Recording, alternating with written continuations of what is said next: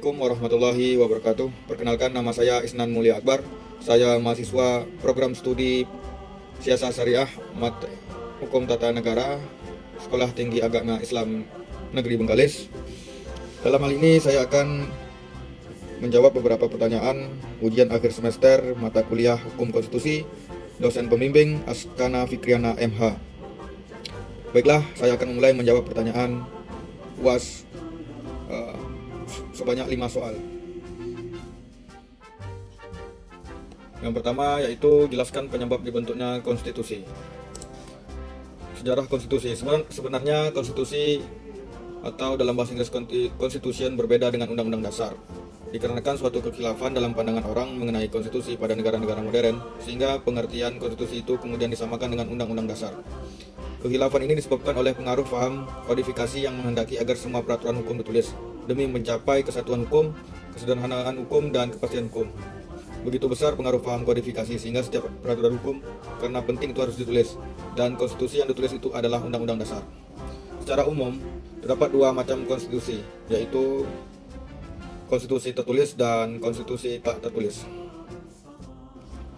Soal kedua adalah jelaskan Piagam Madinah sebagai sebuah konstitusi. Piagam Madinah adalah konstitusi negara Madinah yang dibentuk pada awal masa klasik Islam, tepatnya sekitar tahun 622 Masehi. Piagam ini adalah piagam tertulis pertama. Piagam ini dibuat atas persetujuan bersama antara Nabi Shallallahu Alaihi Wasallam, Muhammad, dan wakil-wakil penduduk kota Madinah. Tidak lama setelah beliau hijrah dari Mekah ke Yathrib. Yathrib adalah nama kota Madinah sebelumnya pada tahun 622 Masehi.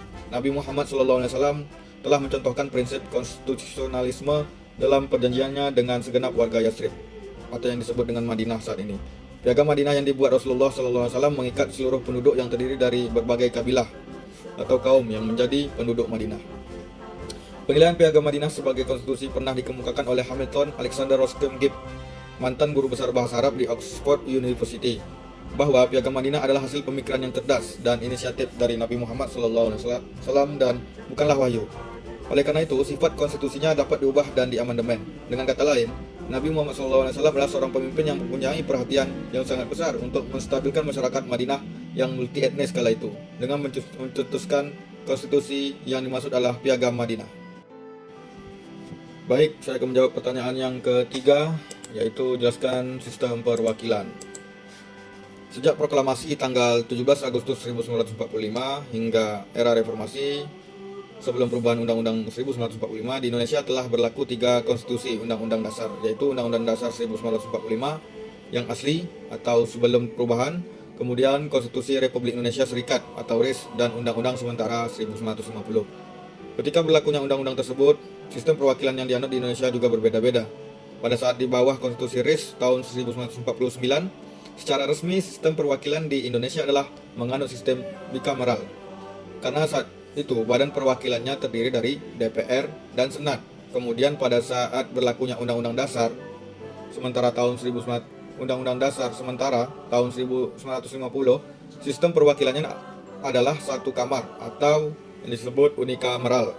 Mengingat tidak lagi dikemukakan Senat sebagai kamar kedua seperti pada saat berlakunya Konstitusi Republik Indonesia Serikat tahun 1949, dan juga pada waktu itu DPR merupakan satu-satunya lembaga legislatif yang memiliki fungsi pengawasan, anggaran, dan legislasi.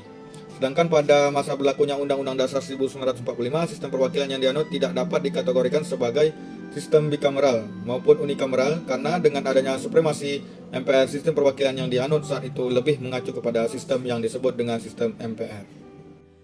Baik, saya akan menjawab pertanyaan yang keempat, yaitu jelaskan penyebab terjadinya perubahan dalam konstitusi.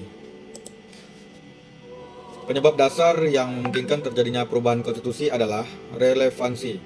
Ketika sebuah konstitusi sudah bertentangan jauh dengan cita-cita sebuah bangsa dan atau sudah kehilangan relevansinya dengan kondisi aktual masyarakat, maka pergantian konstitusi menjadi hal yang tepat untuk dilakukan. Maksudnya adalah mengapa relevansi menjadi alasan dasar di balik pergantian konstitusi, sebab manusia merupakan dasar realitas dari keberlangsungan sebuah negara. Kita tentu dapat berbicara banyak mengenai sejarah dan cita-cita suatu bangsa, narasi-narasi herois yang terjadi di era sebelum kemerdekaan, serta kebebasan para figur pendorong kemerdekaan bangsa. Namun, pada akhirnya, yang nyata dan hidup di saat sekarang adalah manusia itu sendiri. Dengan demikian, pada saat suatu konstitusi tidak lagi dapat memfasilitasi kebutuhan dari manusia, maka hanya ada satu cara, ubah konstitusinya. Baiklah, saya akan menjawab pertanyaan yang kelima, yakni kemukakan pendapat Anda tentang konstitusi Indonesia hari ini. Pendapat saya baik-baik saja. Itulah beberapa jawaban dari pertanyaan ujian akhir semester hukum konstitusi. Jika ada kesalahan, mohon dimaafkan, dan saya akhiri dengan wallahul muwaffiq ila aqwamit thoriq. Assalamualaikum warahmatullahi wabarakatuh.